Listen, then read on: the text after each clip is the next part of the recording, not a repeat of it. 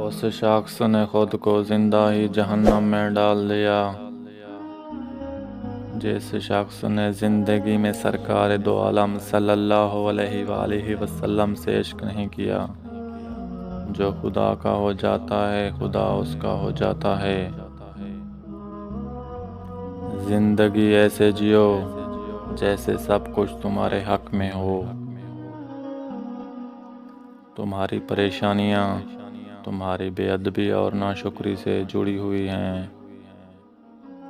जिस शख्स ने अपने राज को अपने तक महदूद रखा वो जल्द कामयाबी की मंजिल पर पहुंचेगा। परहेज कर फिर अपनी रूह की ताकत देख। तकदीर के लिखे से छुटकारा हासिल करने का रास्ता फकत आजिज़ी और इनकसारी है। मौत का ज़ायका सब ने चखना है मगर ज़िंदगी का ज़ायका किसी किसी को नसीब होता है। दौलत करीब आती है तो दो चीज़ें ज़ाहिर होना शुरू हो जाती हैं,